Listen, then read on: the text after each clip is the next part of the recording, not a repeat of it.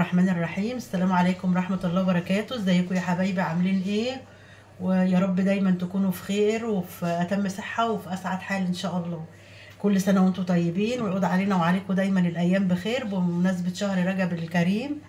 ربنا يعود علينا بالخير والبركة يا رب، ويبلغنا رمضان، اللهم امين يا رب العالمين. اللهم صل وسلم وبارك على سيدنا محمد وعلى اله وصحبه وسلم. احنا النهارده جايبين يا جماعه قوطه زي الفل اهي، قبل ما هتغلى كله عمال يقول دي هتغلى تاني هتغلى تاني. فعلا كانت ب5 جنيه، دلوقتي بقى كيلو ونص ب10، وفي دلوقتي كمان في ب8. المهم ان احنا جبناها على كيلو ونص ب10، دول 9 كيلو.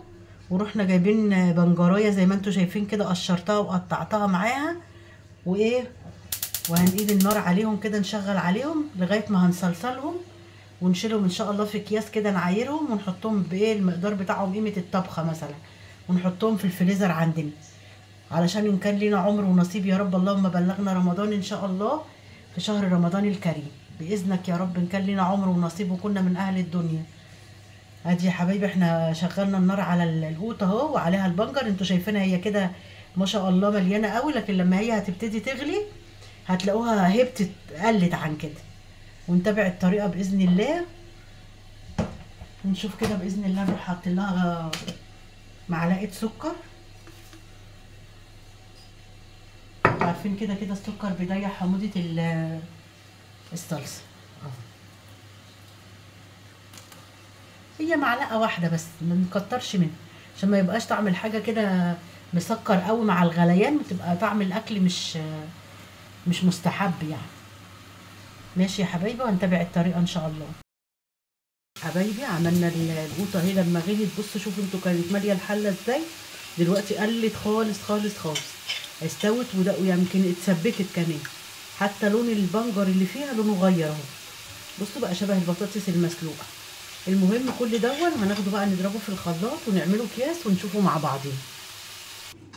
ادي يا حبايبي عملنا 9 كيلو طماطم ولا قوطه زي ما احنا بنقول بالبلدي بتاعنا كده اهم، طلعوا ما شاء الله 9 اكياس.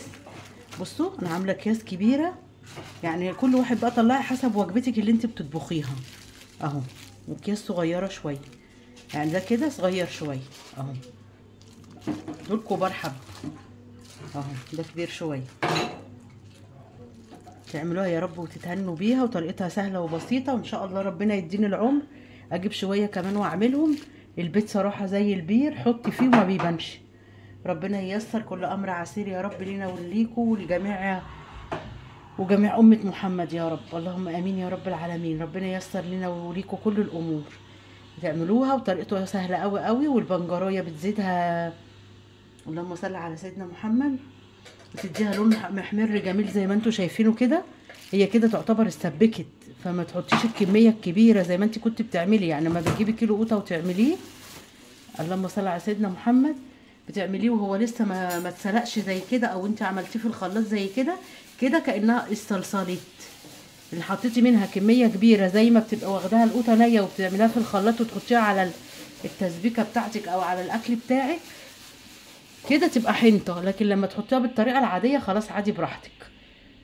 بس هي برضو كل حاجه ليها اصولها وكل حاجه ليها مقاديرها. يا حبايبي تعملوها يا رب وتتهنوا. بصوا لون حمارها ما شاء الله ازاي، ده ممكن تكون كمان الكاميرا ظلماها. تعملوها وتتهنوا بيها، والف صحه وهنا، واحلى لايك من ايديكم لاختكم ام يوسف. وادعوا لي بالله عليكم، ادعوا لي بحق الايام الكريمه المفترجه، ربنا يشفيني ويعافيني، اللهم امين يا رب العالمين.